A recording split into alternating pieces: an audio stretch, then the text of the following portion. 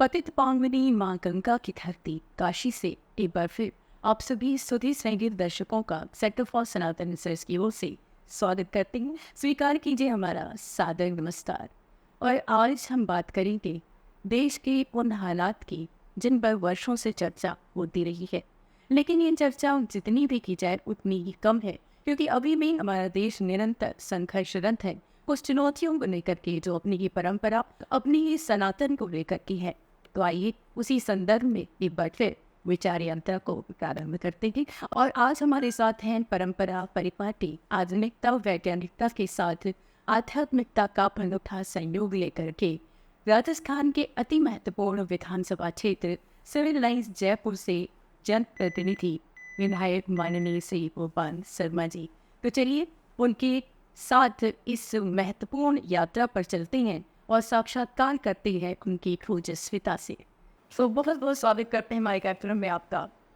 और आज आपका सानिध्य पा करके बहुत सारे मन में प्रश्न उठ रहे हैं। तो सबसे पहला सवाल तो ये कि आप एक बतौर लेखक के रूप में भी जाने जाते हैं, पत्रकारिता से भी आपका वर्षों का नाता रहा है और राजनीति के क्षेत्र में भी आप बखूबी चर्चित हैं। तो आपकी जीवन की शुरुआत अगर इन सब को मिलाकर देखी जाए तो कहाँ से होती है? नमस्कार सभी दर्शकों का अभिनंदन।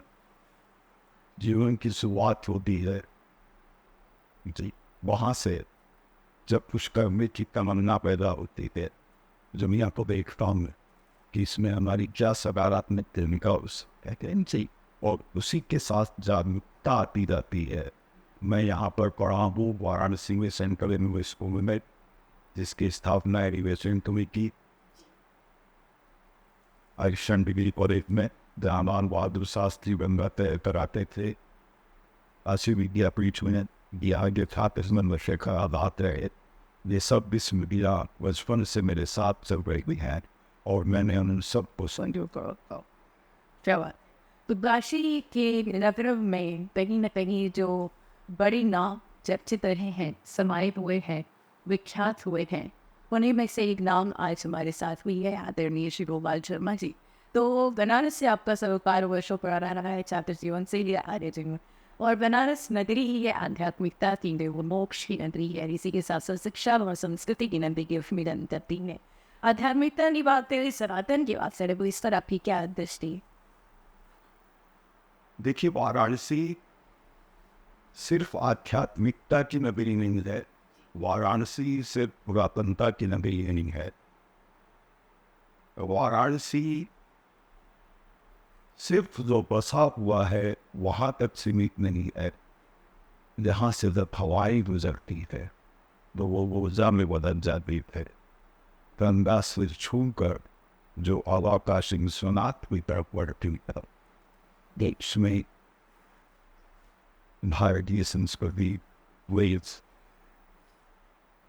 सनातनता की बात जब मैं व्यक्तिगत रूप से सोचता हूँ तो मुझे ऐसा लगता है कि जो यह सृष्टि है उसकी दृष्टि ही सनातन है। और सृष्टि की दृष्टि क्या है? सनातनता, एक ऐसा नाता जो सदा, और वह नाता धरती से है, आकाश से है, पाताल से है। इसीलिए सनातन को अगर कोई समझ पाया तो भारत समझ पाया, ये देश की धरती समझ पाई। सनातनता का अर्थ है सत्यम वर्ण धर्म चार, सत्य बोलो धर्म करो। दुनिया के सबसे बड़े विद्वान अगर माने जाए तो वेद व्यास जी महाराज को मानने में कोई आपत्ति नहीं। वो भी जिन्होंने 18 वो पुराणी की रचना की जिसमें गीता समाहित है, उन्होंने दो एक ही श्लोक के 2 वाक्य में अष्टादश पुराणेषु व्यासस्य वचनम द्वयम परोपकाराय पुण्याय पापार्य कर। तो परोपकार की पुण्य है और पाप पर क्रीड़ा ही पाप है। यदि सनातनता का अर्थ भारत में जब भी दुनिया को देखा है तो इसी नज़र से देखा है कि सभी विश्व बंधुत्व की भावना को समझे, सृष्टि की पूजा करे, किसी चीज को नष्ट करने की कोशिश नहीं करे। इसीलिए हमारे यहाँ जल के रूप में गंगा माता है, पढ़ने के रूप में गीता माता है, रहने के रूप में धरती माता है। हमारे जो सहयोगी जिनको हम पशु कह सकते हैं, उसमें गौ माता है। तो ये गौ माता और पुत्र का या पुत्री का संबंध है, यही सनातनता और सृष्टि का समय। और संजोग से मेरा परिवार मूलतः राजस्थान से आता है, लेकिन मेरा जन्म भी आज से हुआ, जहाँ पर चंपारण आंदोलन चला। सुगौली की संधि अंग्रेजों और नेपाल के बीच में वसित है, वहाँ जन्म हुआ। काशी के अंदर पढ़ने का अवसर मिला और कर्म करने का कुछ अवसर काशी है और कुछ ज़्यादा अवसर जयपुर। तो इन सारों के बीच में एक तालमेल है। तालमेल है कि मनुष्य 84 लाख योनियों के बाद में जन्म लिखा है, तो फिर क्या और करें जिससे हम अपने पूर्वजों को जाकर ये कह सकें कि आपका दिया हुआ जन्म हमने आपकी इच्छा के अनुसार, सृष्टि की इच्छा के अनुसार जीवित किया। यही भाव ये है। तो ये एक सुंदर भाव है जो सनातन को दर्शाता है कि क्या परिकल्पना रही गई सनातन धर्म की शुरुआत से ही। राजस्थान एक ऐसा धरा था जो वीरों की भूमि के प्रमुख में चर्चित रहा है, जो नारी के बलिदान की अदम्य इच्छा शक्ति के लिए चर्चित रहा है और अपनी प्राकृतिक चुनौतियों पर भी चर्चित रहा है। ऐसे में अगर राजस्थान की बात करें और सनातन की बात करें तो ये बात ही सत्य है कि सनातनी परंपरा को अगर किसी ने सजाया है, संवारा है और सजोया भी है तो राजस्थान के अंदर। इस दृष्टि में क्या भी हम जानेंगे आप कितना समृद्ध है आज सनातन की दृष्टि से राजस्थान।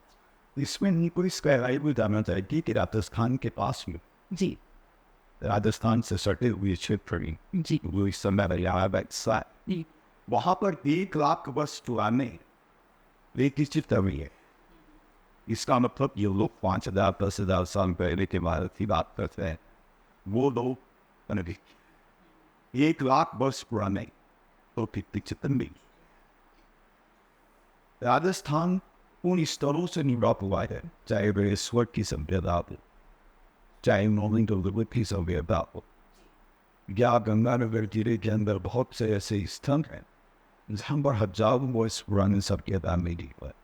लेकिन शोध में ये पाया गया है कि वाल्मीकि आर्य में जो वर्णन है कि समुद्र और राम का संवाद, वो राजस्थान में कभी समुद्र हुआ करता था और वह समुद्र सूखने के बाद रेगिस्तान में बदल गया, विश्व राजस्थान आज गए। लेकिन अभी हाल ही राजस्थान और पाकिस्तान की सीमा के उन पर जाने का मौका मिला, तो वहाँ पर एक ऐसा लंबा क्षेत्र आता है जो सरस्वती नदी का उद्गम है और वहाँ पर अभी भी एक नदी से जुड़े हुए चिन्ह, सीपियाँ, ये सब प्राप्त जी। तो राजस्थान का संबंध न सिर्फ सनातनता से है, बल्कि राजस्थान के महापुरुषों में, राजस्थान के लोगों ने, राजस्थान की व्यक्तियों ने जब भी जीवन और मूल्य इन दोनों में से एक को चुनने का प्रश्न आया है, वो हमेशा मूल्यों को चुना है, जीवन की कोई परवाह। हमको जानकर क्या आश्चर्य होगा कि राजस्थान के लिए आमतौर पर माना जाता है कि वहाँ मिट्टी नहीं है। राजस्थान की धरती की सतह विंडो की हड्डियों की फूल से बनी। अगर हम ध्यान से सुनें तो चेतक की टाकियों की आवाज तो सुनिए, मेरा के गीत सुनाई देते हैं। वीरांगनाओं का जौहर, वीरों के साथी, और एक ऐसा क्षेत्र जो आज भी सर्वाधिक सैनिकों पे उसकी माँ पर बेजन का काम है। राजस्थान से कई परमवीर शस्त्र विजेता निकले गए। कारगिल के युद्ध के अंदर 71 सैनिक शहीद हुए थे। इनके परिवारों को सम्मानित करने का अवसर मिला। आपको जानकर क्या आश्चर्य होगा, उसमें 60 के करीब महिलाएं ऐसे जिनकी गोद में देगी लेकिन इनके चेहरे पर बुराई नहीं थी। वही की बच्ची को आगे बढ़ाया का भाव था। और आज 20 साल बाद जब मैं ध्यान करता हूँ, उनके कई बच्चों दिन जीविका की सेना क्या वो यह है राजस्थान की विशेषता। जी। और राजस्थान जैसा कि नाम ही है राजस्थान, तो ये महत्वपूर्ण क्षेत्र है हमारे देश का, वो जिसने हमेशा गौरव गाथा लिखी है देश के माथे पर। आइए जानते हैं कि वर्तमान में राजस्थान की क्या स्थिति है और क्या कुछ महत्वपूर्ण कार्य हो रहे हैं जो विकास में योगदान न सिर्फ राजस्थान के लिए बल्कि पूरे देश के लिए किए जा रहे हैं। राजस्थान की सबसे बड़ी विशेषता है, आज अगर हमें उधर ध्यान देना चाहें तो एक राजनीतिक सौहार्द भाव है जो राजस्थान में उन्हें, अगर आप वाकई को छोड़ दिया जाए तो वहां राजनीतिक प्रतिद्वंदियों को क्यों नहीं माना जाए। कभी किसी राजनीतिक व्यक्ति की हत्या हुई हो, सिर्फ एक घटना राजा मान सिंह नवलपुर में डी के को इनकी वक्ता सुनने में आती है कि उन्होंने तत्कालीन कांग्रेस के मुख्यमंत्री श्री जगन्नाथ वैली को फिर बोल दिया तो उनको पुलिस से वो नहीं मारी। यह इमरजेंसी के अंदर अवध के महाराजा प्रताप सिंह की मृत्यु संदिग्ध हुई, लेकिन राजनीतिक लोगों के अंदर इस तरह का सत्यता का भाव नहीं है जो देश के अन्य तो राजस्थान एक तरह से राजनीति के मामले में भी पाठशाला का काम कर। दूसरी राजस्थान की वो विशेषता है वह यह है कि परस्पर सम्मान का भाव। मैंने राजस्थान के सबसे बड़े नेता श्री भैरव सिंह जी शेखावत को बहुत नजदीक से देखा है। 27 साल वो अदालत के रूप में माना गया, उन्होंने किसी को सत्य में नहीं मारा और उन्होंने कांग्रेस के नेताओं को भी सिखाया कि कैसे राजनीति की जानी चाहिए। देखिए राजस्थान की विशेषता है। और फिर राजस्थान जिन कष्टों से बाहर भी करा उसमें समय थोड़ा और देता। राजस्थान ऐसी धरती रहा हुआ है कि आज़ादी के आसपास, आज़ादी से पहले गाँव के अंदर मिलादी रिवादी भी कि कोई भी बच्ची या बच्चा पढ़ेगा कि एक 9 साल की बच्ची गांव की विवाह के अंदर आनी भाई सड़क के ऊपर निकली किताब लेकर या स्लेट लेकर और उसने कहा कि मैं इस ब्रिटिश राज का अनुरोध कर उसको बोल मार, लेकिन 9 साल की बच्ची का निभाई आज भी वहां हमारे राजस्थान के अंदर वृक्षों की रक्षा के लिए अमृता देवी अपने परिवार के साथ पेड़ों से चिपकती थी, हमको मारा जाता था, लेकिन आज भी फ्रीवंती रक्षा चलती है। अमृता देवी का मान सम्मान के साथ रहता था। ऐसी जगह जहाँ पर महिलाओं को उनके सम्मान की रक्षा के लिए या ये कहा जाए कि एक अहंकार की रक्षा के लिए सती बनाया जाता है। कुछ खुद सती होती रहती, लेकिन जब से सती प्रथा का मिशन बना, मैंने इस घटना को कवर किया हुआ है। इसलिए जब से विवादा के अंदर रूप कर इशू बना, उसके बाद मेरा राजस्थान में सभी आना बंद।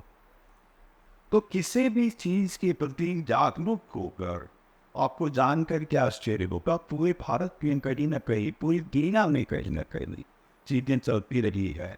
मैंने जो देखा वो ये देखा है कि एक जो बाद में कांग्रेस के मंत्री भी बने, फर्नांडिस सूपा इनके परिवार के अंदर बच्चियों को पैदा होते ही जरा वोट बैंक के मार दिए गए जी। कई पीढ़ियों के अंदर 33 बच्चियों को इस तरह से मार, मुझे उस घटना को कवर करने का मौका मिला।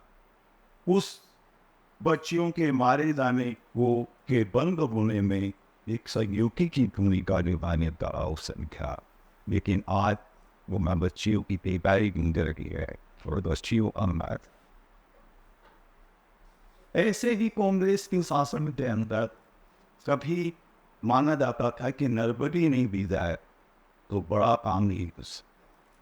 एक नहर के लिए कांग्रेस के शासन में एक व्यक्ति की बही, ये सब दुनिया के लिए आश्चर्यजनक लग सकता है, हमारे लिए भी आश्चर्यजनक लग सकता है, लेकिन गुलामी ने, मुगलों की गुलामी ने, सपों की गुलामी ने, उमरों की गुलामी ने, कभी गोरियों की गुलामी ने, कभी रोजियों की गुलामी ने देश की स्थिति ऐसी बढ़ गई कि लोग उससे शिकार होते चले गए, उससे बचने का रास्ता खोजते रहे, और वो बचने का रास्ता तो मिला, वह मिला जब हमारे संघ के आज ये सब विचार पंच जी डॉक्टर चिरशौराव वलियाम जी देवार के विचारों पर आधारित उनको को भी करने की भावना बढ़ती हुई और आज़ादी के प्रकाश और संवाद एक ऐसा समाज अचानक नीचे से निकलता दिखाई दिया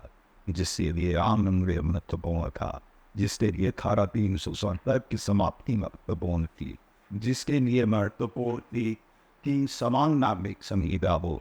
और हम देख रहे तो जानकर के आश्चर्य होगा कि काशी विश्वनाथ मंदिर का दर्शन करने के लिए 1929-30 के अंदर जब डॉक्टर रेड्डी बात दिया है तो उन्होंने पहली बार मुंह से बोलकर इस बात का विरोध किया। इस बात को देख कर तकलीफ होती है कि जहाँ कभी बाबा विश्वनाथ ने वहाँ पर ज्ञानवापी मस्जिद कर पहले व्यक्ति थे डॉक्टर रेड्डी बात ये होती है और आज ज्ञानवापी मस्जिद आते हैं तो नीचे माहौल के दर्शन करते हैं, निर्माण पर इनके दर्शन करते हैं। राम लला के मंदिर और हमने मंदिर देखा है। संयोग से राम मंदिर के आंदोलन की पिछले 30 साल पहले चली घटनाओं में हर घटना का साक्षी रहने का मौका भी मिला है। तो यह चाहे काज सेवा हो, काल से उत्तम नरसंहार हो, शिलान्यास हो, बाबरी बातें का ध्वंस हो, यह उस भावना ने किया है जिस भावना ने देशवाद कर जी। अगर तरह से कराधार भगत सिंह सुखदेव राजगुरु तात्या पे मंगल पांडे, महारानी लक्ष्मीबाई, रोशन सिंह, राम प्रसाद कृष्ण, राजेंद्र लाहिड़ी, इन लोगों ने अपने जीवन की कीमत सोची होती तो क्या देश आजाद हुआ होगा। उसी तरह से दर्द और राम जुआर को अरण्य अपने जीवन की बर्बाद की होती, क्या वहाँ पर आज राम मंदिर का निर्माण सुनिश्चित हुआ होता। We get a little on that I feel that we get it we get the basic साथ हम धर्म को मानने वाले हमारे द्वारा जिन्हें लोग करेंगे ये बात और जब बात राम मंदिर की जब की है और की है तो आज से वो भी जरूरी है। तो अभी इसी सड़ याद है कि आपने एक पुस्तक भी लिखी हुई है काशिकों के कोई नाम पर, वो पुस्तक इतनी लोकप्रिय हुई कि ये कहानी है और ये सत्य आप तो बताएंगे हमारे दर्शकों को और भी कि उसी पुस्तक की लोकप्रियता ने आपको पिराई घर से अपने मकान तक पहुंचा दिया। क्या ये सही है? ये सच है और मैंने वो दृश्य देखा है कि अयोध्या के अंदर मणि रामदास जी की स्वामी विष्णुमान के नृत्य गोपाल दास जी समय अध्यक्ष उसके आगे बढ़ने पर विडम्बर खड़ा है जिससे परमन शाम से प्रकाश वहाँ पुलिस गोलियां चलाए। उसके सामने के आंगन के अंदर से जब मैं निकला 4 आदमियों के 100 पड़े थे और सड़क के ऊपर बैठे हुए ऊन के ऊपर से इसे चलना कर रहा था। आंसू बहस के गोले से बोलों से आंखों में आंसू आ रहे थे। आप दुनिया मुश्किल हो रही थी। इसके बावजूद उस माहौल में हजारों बार से वो जमीन पर बैठे बिना हिंसा किए हुए तालियां बजाकर छांद बजाकर जय श्री राम जय श्री राम जय श्री राम कहते थे। वही सब की रामधनी होने वही सब की पर och så att turisterna går bara i poängen där vi kan tänka sig folk i pitche så är det så vankrafta vi tycker det sen bara så sin logiken är för det där kaffe och i vår shawi एक दिन पहले क्या गया तो पता चला कि यहाँ पर कुछ नहीं है पर जब लगा हुआ है जी मैंने माता से पानी नहीं पिया तो उन्होंने बताया कि आज से वो हमारे कमों में अगर सुबह निकली और सुबह ही नौवती सुबह कमी भी है और उन्होंने मुलायम सिंह यहाँ पर की परिंदा नहीं मारने देने की तो ना पर फूल चुजरिंग कर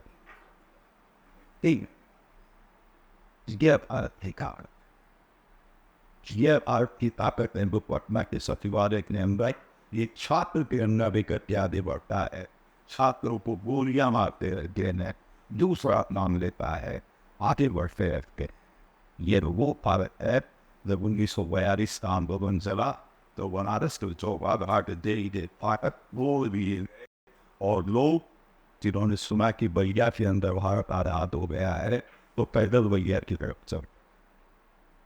और ये सारी बातें सुनकर जैसे मेरा मन रोमांचित हो रहा है वैसे ही आप सभी के भी रोम रोम एक सिहरन से तो हो ही रही हुई कि क्या वो दृश्य रहा होगा, क्या वो परिस्थितियाँ रही होंगी। एक तो आज़ादी का महोत्सव था जब अंग्रेज़ों के विरुद्ध हमारे स्वतंत्रता सेनानियों ने जंग छेड़ी, और एक वो ही दृश्य था जो अपने ही आज़ाद देश में अपने लिए प्रभु श्री राम के लिए हमें वर्षों का संघर्ष करना पड़ा। तो ये उस तरफ जो रही वो इतनी लोकप्रिय रही कि विकास सिंह के बलिदान पर लिखी रही और इसमें एक मानवीय संवेदना है, समाज सेवा का भाव भी रहा है। वो आपको देखा भी बड़ा है जो भारत में उसी में ऊपर तो किस समय कितने मिनट पर कितने सेकेंड पर क्या हो रहा है उस तक को देख करके डांस। और आज से जब 1100 वर्ष पहले का शिलालेख निकला जिसमें श्री हरि मंदिर बनने का उल्लेख था, तो इससे बड़ा क्या प्रमाण होता है हिंदी के अंदर से शिलालेख निकला। तो सनातन को लेकर के राजस्थान की भूमि से आप आते ही छोड़ वहाँ की जो रीति रिवाज है, जो परंपराएं हैं, उसको लेकर के अगर सनातन से इसका जिक्र करना चाहें जोड़ करके तो कैसे जोड़ा जा सकता है आज आपके हार्विंग से? देखिए एक तो ये है कि जैसे जयपुर है जी, जयपुर के आराध्य गोविंद देव जी मार पे आते, तो जब मुगलों का आक्रमण हुआ तो वहाँ कृष्ण और राधा की दो प्रतिमाएं प्राचीन काल से बनी हुई जिनका संबंध इस बात से माना जाता था कि श्री कृष्ण भगवान के जो वंशज थे सोहान उनके समय में वो मूर्तियां का निर्माण, तो वो इन मूर्तियों की रक्षा कैसे की था। मुगलों ने केशव राय मंदिर को नष्ट कर दिया मथुरा के अंदर, इसका उल्लेख औरंगजेब नाम में मिलता है, इसका उल्लेख तत्कालीन मुगल विवरण में मिलता है। तो वो नष्ट करने के बाद में जो ये प्रतिमाएं थी राधा कृष्ण की, ये देश में कहाँ सुरक्षित रहे, तो इसके लिए एकमात्र स्थल सोचा गया राजस्थान। तो आज जयपुर में गोविंद देव जी हैं, आपने श्रीनाथ जी का नाम सुना होगा, ये सभी वो मूर्तियां हैं। तो राजस्थान में जब श्रीनाथ जी का प्रवेश हुआ तो मेवाड़ के महाराजा के सामने जो महाराजा प्रताप और महाराणा सांगा के वंशज थे, एक बड़ा प्रश्न आया कि हम इसको कैसे रखें, क्योंकि सीधे सीधे दुश्मनी मोल देना था। उन्होंने कहा कि राज्य चला जाएगा, हमारी जान चली जाएगी, लेकिन आए हुए श्रीनाथ जी को लौटा नहीं सकते। और आज श्रीनाथ जी की निवेश कहेंगे ठीक। तो जयपुर को छोटी काशी कहा गया जी। बहुत से विद्वान जो काशी के अंदर पढ़े उन्होंने जयपुर को केंद्र बनाया सनातनता के प्रचार। और ऐसे कुछ लोग जो वाराणसी में आकर थे, जिन्होंने धर्म के प्रचार का काम किया, उन्होंने आर्थिक स्थिति को मजबूत करने का काम वाराणसी में, जयपुर में किया। जैसे गोपीनाथ जी कविराज का नाम कितना प्रसिद्ध है। गोपीनाथ कविराज काशी बाद में आए और पहले जो जयपुर के प्रधानमंत्री थे उनसे आर्थिक सहायता प्राप्त की। तो ऐसे काशी और जयपुर या राजस्थान का बहुत ही रोमांचक संबंध है। वाराणसी में वेधशाला है कि मानसिंह जी की बनाई, घाट बनाए हुए हैं। तो यह केवल राजस्थान का विषय नहीं है, काशी विश्व नगरी है। जब यहाँ पर ज्योतिर्लिंग को नष्ट करने की कोशिश की गई, जो वो नहीं सही, हम आम काशीवासी ये मानते हैं कि भगवान शिव ने ज्ञानवाटी में प्रवेश कर ज्ञान को रख दिया गया। तो रखने के बाद में जिस तरह से वाराणसी के मंदिर तोड़े गए, छत्रपति शिवाजी महाराज ने मराठों की मदद से उन मंदिरों को बसाने का काम किया। अय्याबाई होलकर तो इंदौर की थी, उन्होंने आकर के काशी विश्वनाथ की स्थापना की। महाराजा रणजीत सिंह जी पंजाब के थे, 1000 किलो सोना चढ़ाया। तो यह जो सामूहिकता है हिंदुत्व की, यह हर जगह कायम है जी। महाराजा रणजीत सिंह जी ने ये नहीं कहा कि मैं तो स्वर्ण मंदिर में ही चढ़ाऊंगा, वो लगा मेरा जीवन सफल फकीर है तो काशी विश्वनाथ। तो यह भाव है, यह राजस्थान से ये हमेशा पुष्पित पंडित होता रहा है। काशी के पूर्व नरेश डॉक्टर विभूति नारायण सिंह, मुझे नहीं लगता कि उनसे ज़्यादा आदर पाने वाला इनके समय में भारत में कोई दूसरा पूर्व महाराजा था। जनता उनको कितना प्यार करती थी, वो हाथी पर बैठ करके आते थे तो लोग आराम महादेव करते थे और बनारस थम जाता था दिन भर के लिए कि आज काशी नरेश आने वाले हैं। एक काशी नरेश ने एक बार संपूर्ण संस्कृत विद्यालय में मेवाड़ के पूर्व महाराणा का स्वागत, और स्वागत करते समय उन्होंने जो शब्द बोले उनसे आज भी याद है। उन्होंने कहा कि प्रिय के दरबार में सिर्फ 2 कुर्सियां खाली रहती थीं जिस दिन छुपने का काम नहीं किया। एक हमारे मेवाड़ के जिस डिपार्टमेंट में भगवत सिंह जी उस समय उपस्थित थे और इससे काशी की। तो यह जो सनातनता है जो भोलेनाथ से शुरू होती, सबसे बड़ी बात है कि ये संहार के नहीं, संहार का व्यक्ति तो जल्लाद में नचिन, ये तो बोले किसी की भी आराधना होगी तो बोले शंकर वान गए। तो सनातनता या सृष्टि, इसका जो आधार है, सत्य शिवम सुधर्म का जो आधार है, उनकी त्रिशूल के ऊपर यानी उनकी शक्ति के ऊपर काशी बसन, और वही शक्ति से आप उनका बाट्रेस। भारत में कभी ये नहीं माना गया कि शक्ति विहीनता सनातनता की रक्षा। आज भारत का दुनिया में जो नाम वो इसलिए है कि भारत की शक्ति बढ़े। हमको जानकर क्या आश्चर्य होगा, 22,000 ट्रेन रोज चलती, जिनमें 2.5 करोड़ यात्री सफर करते हैं और 24 घंटे में 70,000 किलोमीटर की यात्रा करती है, जो पृथ्वी का एक चक्कर लगाने के बाद। आर्थिक विकास दर के अंदर भारत नंबर 1। क्या हम सोच सकते थे? हम तो जगत गुरु की बात करते थे, ये तो अर्थ गुरु की बात भी हो रही है साथ। आप देख लीजिए कि सड़क बना, रेलवे ट्रैक बना, पूरे स्विट्जरलैंड के अंदर 5,330 किलोमीटर रेलवे ट्रैक है, और भारत में केवल एक वर्ष में 2023 में 5,240 किलोमीटर रेलवे ट्रैक बना। तो यह केवल रेलवे ट्रैक बनाना नहीं, ये भारत की शक्ति का परिचय है जी। 8-9 अगस्त की रात 1942 में जब गांधी जी ने नारा दिया कि अंग्रेजों भारत छोड़ो, करो या मरो, कोई कांग्रेसी बाहर नहीं था, सबको गिरफ्तार कर लिया गया। बाहर कौन था? बाहर भारत की जनता। क्या उनकी प्रेरणा कांग्रेस थी? नहीं, उनकी प्रेरणा थी देश को आजाद वतन चाहिए। द्वारे नहीं थिंग्स को बनारस के अंदर भागना पड़ा हाथी के ऊपर जिन सौ रुपये और कहीं ऐसा न पाएंगे। तो ये जो काशी की धरती है ये अद्भुत है। और काशी की धरती तो अद्भुत है ही, इसके साथ साथ पत्रकारिता जिसे लोकतंत्र का चौथा स्तंभ माना जाता है। ऐसा माना जाता है कि एक निष्पक्ष पत्रकारिता ही लोकतंत्र को जीवित रखने का सबसे बड़ा हथियार है। लेकिन पत्रकारिता क्या आज जो मौजूदा स्थिति में है वो अपने सही मायनों में सच के साथ है या कुछ और?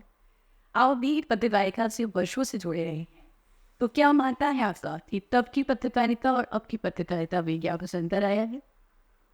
देखिए, शुरू से दो प्रकार की तीन प्रकार की पत्रकारिता रही है। जैसे भारत में पत्रकारिता की शुरुआत हुई तो एक तो सिस्टमेटिक पत्रकार थे जो कि अंग्रेजी सीखे हुए या अंग्रेजों द्वारा पाले पोसे हुए या बड़े संस्थानों में काम करते। एक थे जिन्होंने पत्रकारिता का उपयोग किया देश की आजादी के, जिनमें बालगंगाधर तिलक जी, मदन मोहन मालवीय जी, ये बड़े सुंदर विद्यार्थी थे, महात्मा गांधी जी, इन सब भगत सिंह, ये लोगों के नाम थे। लेकिन उस समय की सोच इस तरह की थी, हमको जानना आश्चर्यजनक लगेगा कि पंजाब में जो सबसे ज्यादा अखबार बिकता था उसका नाम वंदे मातरम। भगत सिंह जी के पिताजी जो सोसाइटी चलाते थे उसका नाम भारत माता सोसाइटी। और ये लोग राष्ट्रभक्ति को प्रेरित करते थे। इसके बाद ऐसा दौर आया जबकि रुबेई पत्रकार है जिनको लघु श्रेय का पत्रकार माना जाता है, जो सिद्धांतों के आधार पर पत्रकारिता करते हैं, वो अपने तरीके से गांव-गांव, शहर-शहर में एक्टिव रह करके अपने जीवन को पत्रकारिता को समर्पित करते चले गए। इसी बीच में पत्रकारिता ने एक संगठित स्वरूप, व्यावसायिक स्वरूप ग्रहण किया और उसके पीछे जो उद्देश्य था वह पत्रकारिता के हितों को सुरक्षित रखना था। चाहे डानविया जी हो, चाहे रामनाथ गोयनका जी हो, चाहे कपूर चंद जी कुरिस हो, चाहे रोहिदास जी रविदास जी अग्रवाल हो, चाहे आज वाले अपने हो, चाहे जागरण वाले अपने हो, इन लोगों का मकसद था कि किसी तरह से हम सच्चाई को सामने लाए। लेकिन प्रतिस्पर्धा के युग में आकर के अपने अपने को बचाए रखना और अपने व्यवसायों को बनाए रखना, यह उद्देश्य हो गया।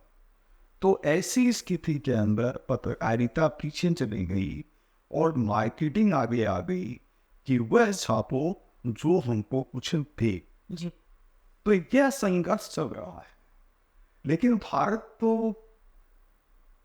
इसीलिए सनातन की बात करता है कि यहाँ वही चीज चलती है जो सनातन है। तो यह लो और दो वाली चीज तो सनातन है नहीं। यहाँ तो दधीची ऋषि है जो वृत्रासुर को मारने के लिए अपनी हड्डियों का दान करते हैं। तो निश्चित रूप से इस भीड़ से, इस अंधी भीड़ से, इस अंधी गली से पत्रकारिता फिर वापस निकली। फिर वही होगा जो युग था कि सत्य राय देवर्षि नारद जी ने कभी यह परवाह नहीं की कि कंस को कहने पर क्या होगा और दूसरे राक्षसों को कहने पर क्या होगा। वो जो भी चीज थी नारायण का नाम लेते थे और सच्चाई को सामने करते थे। इसीलिए वो हमारे राधि पत्रकार हैं और इसीलिए देवर्षि हैं। तो हमारे सनातन पत्रकार तो देवर्षि नारद है, उन्हीं के अंदर सार्थकता है और हम उसी रास्ते पर हैं। भारत जिसे अब तक पूरी दुनिया आध्यात्मिक गुरु के रूप में ही जानती थी, अब वो आर्थिक गुरु के रूप में भी उभर रहा है। जी हाँ, पूरी दुनिया आज निवेश के लिए जिस क्षेत्र में तत्पर है वो भारत ही है। तो कैसे भारत ने अपनी जल्दी आर्थिक विकास की दर को तय किया? आइए इस विषय पर भी चर्चा करते हैं और राजस्थान का इसमें क्या योगदान रहा। चूँकि आप राजस्थान की भूमि से आते हैं, वो आपका राजनीतिक क्षेत्र भी है, पत्रकारिता से भी आपका वहीं से सरोकार भी रहा है। तो कैसे माने कि राजस्थान जिसके पास इतनी सारी प्राकृतिक चुनौतियाँ भी हैं और उसने इतने अच्छे तरीके से आर्थिक विकास को न सिर्फ अपने क्षेत्र में ही तय किया बल्कि देश के आर्थिक विकास में भी उसकी महत्वपूर्ण भूमिका है। जी। इसका एक बड़ा कारण है, वह है भारतीय जनता पार्टी सरकारों का ये। जी। आपको जानकर के आश्चर्य होगा कि राजस्थान शिक्षा के अंदर सबसे नीचे वाले राज्यों में गिना जाता। जी। जो पिमागु प्रदेश माने गए अपने देश के, उसमें उत्तर प्रदेश, बिहार और मध्य प्रदेश के साथ में राजस्थान भी शामिल रहा है। लेकिन भारतीय जनता पार्टी का शासन आने के बाद श्री भैरों सिंह शेखावत के शासन में शिक्षा के क्षेत्र में इतनी प्रगति हुई कि 10 सालों के अंदर राजस्थान शिक्षा में विकास करने वाला पहले नंबर का राज्य। जी। इसी तरह से साल के पिछले 20 सालों में 2 बार शासन करने का मौका भारतीय जनता पार्टी को मिला। उसमें वह बीमारू प्रदेश नहीं रहे। जी। वहां पर नई नई खोजें हुई, वहां तेल निकले, वहां कीमती धातुओं के भंडार निकले और जल्दी ही यह स्थिति आने वाली है कि वह उन्नत सीमी राज्यों के अंदर गिना जाएगा। जी। कांग्रेस का शासन आने से राजस्थान को सबसे बड़ा नुकसान ये हुआ कि 1952 के पहले चुनाव के अंदर राजस्थान वह राज्य था जहां कांग्रेस को बहुमत नहीं मिला। वहां 3 शक्तियां काम कर रही थी, एक तरफ राजा लोग थे, एक तरफ जनता और एक तरफ कांग्रेस। इन तीनों के आपस के अंदर ऐसे मतभेद थे जिसके कारण कांग्रेस को बहुमत नहीं। कांग्रेस को बहुमत कायम रखने के अंदर ये गोलियां भी चलवानी पड़ी है, लोगों की हत्याएं। तो चूंकि राजस्थान में राजनीतिक सत्ता की शुरुआत कांग्रेस से हुई और उसने भ्रष्टाचार को मूलमंत्र मान,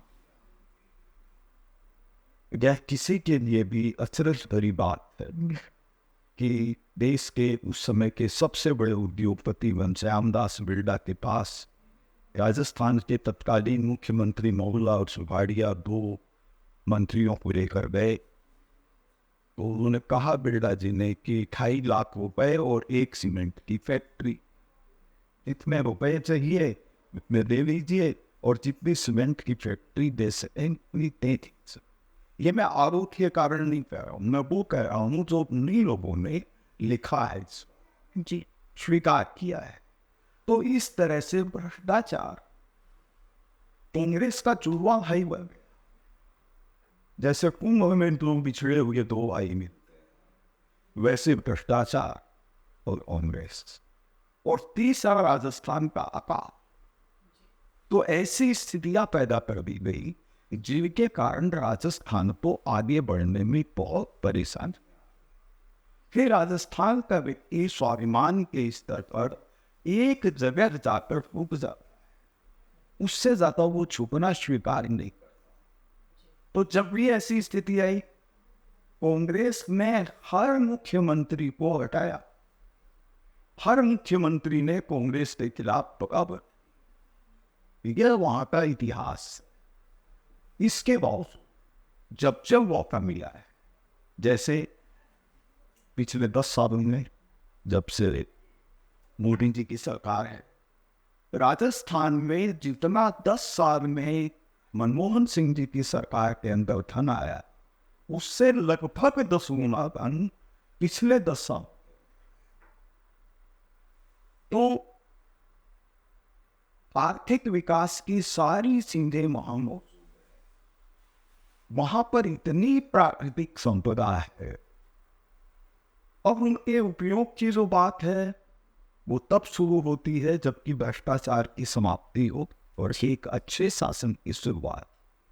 तो राजस्थान में भारतीय जनता पार्टी की सरकार आकर एक अच्छी चीज की शुरुआत हो चुकी है। केंद्र में इंतजार कर रहे हैं कि भारतीय जनता पार्टी की सरकार बनेगी ही बनेगी, और उन सनातन मूल्यों के प्रति जिनके प्रति देश में एक आधार बनाकर राष्ट्र को नीचा बिठाने का काम हुआ है। अपना गायत्री मंत्र, इसकी रचना पुष्कर में विश्वामित्र ने, लेकिन उसको आधार इसलिए नहीं मान पाए, उसको आगे इसलिए नहीं बढ़ा पाए कि कांग्रेस की उसमें कोई रुचि ही नहीं थी। जब कांग्रेस ये कह रही है कि राम सेतु का प्रमाण नहीं है और राम मंदिर से हमको कोई लेना देना नहीं है, वही उन्होंने राजस्थान में किया। इसके कारण लोगों की आस्थाएं डगमगा गई। आज पंजाब के अंदर जो उग्रवाद पैदा हुआ, उसकी जड़ क्या है? उसकी जड़ कांग्रेस है, प्रमाण मौजूद है। तो जब हम बताएंगे नहीं कि खालसा पंथ का निर्माण कैसे हुआ, कैसे लोगों को पता चलेगा? तो इस तरह से जो राजस्थान है वो आर्थिक विकास के लिए तड़पड़ा रहा है, और निश्चित रूप से मोदी जी के शासन आते ही इतनी तेज गति से विकास हो, और केवल राजस्थान का पूरे भारत। और जैसा कि अभी माननीय हमें बता रहे थे कि देश का पूर्ण रूप से विकास वो इसके लिए अपनी सभ्यता, अपनी संस्कृति और अपने सनातन को समझना होगा, और उसी को अपनी जीवन शैली में उतारना भी होगा। तभी हम पूर्ण रूप से अपने देश के अच्छे नागरिक कहला पाएंगे। और ये जो जज्बा होता है वो अपने परिवार से ही शुरू होता है, अपने समाज से ही शुरू होता है, और अपने बच्चों से शुरू होता है। यही संस्कार मैं अपने बच्चों को भी देना है। अब हमारे कार्यक्रम में शामिल हुए, आज आपने सनातन में जो चर्चा की, राजस्थानी संस्कृति पर चर्चा की और आर्थिक विकास की जो चर्चा की, इसके लिए आपको बहुत बहुत धन्यवाद देना चाहेंगे। और इसी के साथ जानेंगे कि सेंटर फॉर सनातन रिसर्च के जो दर्शक हमें देख रहे हैं उनके लिए क्या संदेश है आपका। सबसे पहले तो आपका बहुत बहुत धन्यवाद देता हूँ, श्रोताओं का अभिनंदन करता हूँ, और सिर्फ एक बात कहना चाहता हूँ कि कोई भी शुरुआत सफल तब होती है जब खुद से शुरू। अगर हम सोचते हैं कि देश में ईमानदारी हो, देश के अंदर राष्ट्रभक्ति की भावना हो, देश में कर्मठता हो, देश में भाव भावना हो, श्रद्धा हो, सम्मान हो, तो उसके लिए शुरुआत खुद से करनी पड़ेगी, खुद को आगे बढ़ाना पड़ेगा। जैसे गुरु गोविंद सिंह जी के पुत्र जब गिरा हो रहे थे तो क्या भाव पर, वही भाव उनको रखना पड़ेगा। वो इसके लिए काशी की धरती से ज़्यादा प्रेरणादायक स्थल ये समय कोई दूसरा नहीं। तो ऐसे सहज और सरल व्यक्तित्व के लिए हम आभारी हैं कि आप हमारे कार्यक्रम में आए, और इसी के साथ आप सभी दर्शकों से यही अनुमति लेंगे कुछ और ज्ञानवर्धक कार्यक्रमों के साथ आपसे फिर मुलाकात होगी। तब तक के लिए नमस्कार।